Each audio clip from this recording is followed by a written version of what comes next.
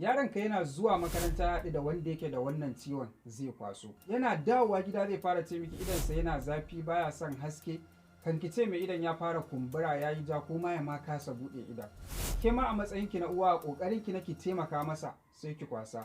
Ko kuma ya shafa wa ragowar yaran da suke gidan ko suke wasa a waje. Ba kuma ya iya gida ko makaranta bane ba, hatta a kasuwa da guraren aiki haka wannan ciwon yake yaduwa. Wannan shine ciwon da yake ta kama jama'a a yanzu, wanda mutane suke masa lakabi da Apollo, amma a likitance muna kiransa da Conjunctivitis. Wannan bidiyon ba tsayi zai ba, amma za mu yi maganar muhimman abubuwa a game da wannan ciwon wanda zai amfanar da kai, ya amfanar da iyalinka, sannan ya amfanar da al'umma baki daya. Zan muku bayanin menene ainihin abin da yake kawo wannan ciwon har yake yaduwa, sannan idan ya kama ka me ya kamata ka yi. Abu mafi muhimmanci kuma, idan bai kama ka ba me ya kamata ka yi don ka kare kanka, musamman idan kana tare da wanda yake da wannan ciwo. Idan yau muka fara haɗuwa da kai a wannan channel ɗin, sunana Dr. Harun, ni likitan ido ne, sannan a wannan channel ɗin tamu muna yin videos da dama wanda za su taimaka wa al'umma wajen kula da lafiyar idonsu. Da haka idan yau ka fara zuwa wannan channel ɗin, ka ɗan duba ƙasan bidiyon nan za ga inda aka sa subscribe, to ka danna mana wannan subscribe ɗin. Free ne, babu abin da za a caje ka kalla. Ciwon Apollo ciwo ne da ƙwayoyin cuta masu yaɗuwa suke kawo shi, irin su virus da bacteria, wanda kamar yadda kuka sani ƙwayoyin cuta ne wanda idan mu baya iya ganin su, amma kusan suna ko ina. Musamman abin da mutane da yawa suke mu'amala da shi, kamar misali kuɗi, hannun kofa, kan famfo, ko dai wani abin da mutane da yawa suke taɓawa. To idan ya kasance wanda yake da wannan ciwon ya taɓa wannan abin, kai ma sai ka taɓa wannan abin, za ka iya shafo wa'annan ƙwayoyin cutar a hannunka, wanda da zarar ka ɗan manta ka murza idonka, wannan ƙwayoyin cutar za su shige cikin idonka, shi kenan ka kamu da wannan ciwo na Apollo. A wannan satin da ya wuce wani abokina ya zo min yana fama da wannan ciwon. Bayan na ɗan yi treating ɗinsa da 'yan kwanaki, ban riƙe adadin kwanakin ba, sai wani abokina wanda yake kusa da gidansa shi ma ya kira ni ya ce ai mahaifiyarsa ta kamu da wannan ciwon. Bayan wasu 'yan kwanaki again sai ya ƙara kira na ya ce ƙaninsa ya kamu da wannan ciwon. Da nake magana da su sai ke cewa ai asali wani yaro ne ya ɗauko wannan ciwon a makaranta, shi ma kuma wani ɗan ajinsu ne yake da shi sai ya kwasa. Da ya zo gidan shi kenan kusan kowa yake kamuwa da wannan ciwon. To a haka wannan ciwon yake yaɗuwa. An san yanzu Lado ya fara magana, to ni dai yanzu da wannan ciwon ya kama ni, me ya kamata na yi? Idan kana tashi da safe ka ji idonka ya manne, ka kasa buɗe shi, ko kuma ma wannan ciwon ya kama ka da rana ne, to abin da ya kamata ka fara yi don ka samu ɗan relief shine sai ka samu ruwan ɗumi ka gasa idon naka. Bari na nuna muku yadda ake yi a likitance, ba wai yadda mutane kawai suke yi ba. Da farko za ka samu ruwan ɗumi ka zuba shi a wani mazubi haka, sannan ba a zuba gishiri kamar yadda wasu suke cewa ba a zuba gishiri. Sai ka samu clean handkerchief kamar wannan, ko yanki, ko dai wani kayan da yake a wanke. Idan ka samu yankin sai ka tsoma a cikin wannan ruwan zafin. Idan ka ɗago shi za ka ga da ɗan ruwa ai a ciki haka, to sai ka matse haka, sannan sai ka rufe idon naka, sai ka ɗora a kai. In ka ɗora sai ka ɗirga kamar sakan 5 haka, 1, 2, 3, 4, 5, sai ka ɗauke. Sai ka ƙara tsomawa a cikin ruwan zafin nan, sai ka matse ka ɗauko ka ƙara ɗorawa, ya yi sakan 5 ka ƙara ɗaukewa. To sai kai ta yin haka na tsawon minti 2 zuwa 3. Idan ka je asibitin, na san wani asibitin ba lallai su gaya maka wannan ba saboda suna busy. To ana son in sun baka wannan maganin da zaka sa so 3, ka ci gaba da wannan gashin shi ma so 3, da safe, da rana, sannan da daddare.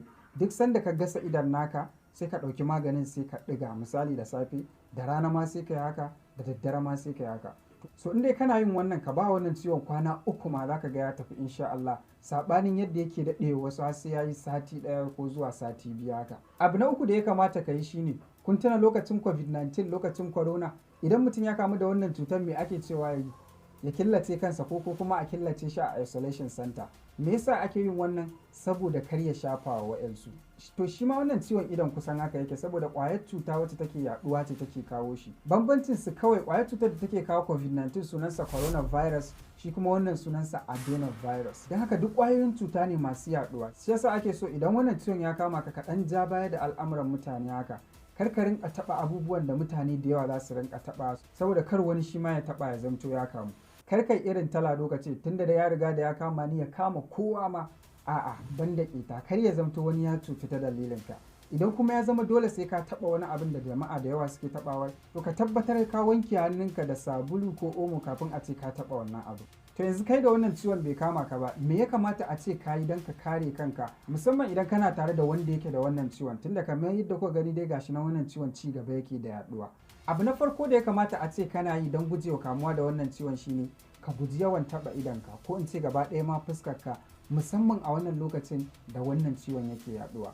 Idan kuma ya kasance dole sai ka taɓa fuskar naka ko idon naka, to ka tabbatar ka wanke hannunka da omo ko da sabulu kafin a ce ka kai hannun naka zuwa ga idonka. Abu na biyu wanda yake makamancin wannan shine, idan ka san kana gurin da kake mu'amala da mutane da yawa ko kana taɓa abin da mutane da yawa suke taɓawa, to ka tabbatar ka wanke hannunka da omo da sabulu kusan ko da yaushe kafin a ce ka kai hannunka zuwa fuskarka.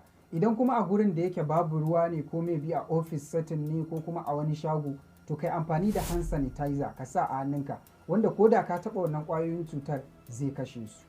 Abu na uku da ya kamata ka yi shine ka guji amfani da personal abubuwan da wanda yake da wannan ciwon yake amfani da su, kamar misali handkerchief ɗinsa, glass ɗin da yake sawa, towels ɗinsa, pillow, kai hatta wayar da take hannunsa. Saboda wani zubin idan mutum yana cikin wannan ciwon baya sanin sanda ma yake taɓa idan nasa idan yana mai zafi ko wani abin makamancin haka, wanda daga baya kuma in ya rike wayarsa wannan ƙwayar cutar za ta iya zama a jikin wayar tasa, kai kuma idan ka taɓa baka wanke hannunka ba ka sa a idonka, kai ma za ka iya ɗauka. Idan kuma ya kasance da uzuri ba yadda za ka dole sai kai amfani da abin nasa, to bayan ka yi ka tabbatar ka wanke hannunka da omo ko da sabulu, ko kuma idan babu wa'annan to kai amfani da hand sanitizer, wanda ko da a ce akwai ƙwayoyin cutar a hannunka idan ka shafa shi kenan zai kashe su.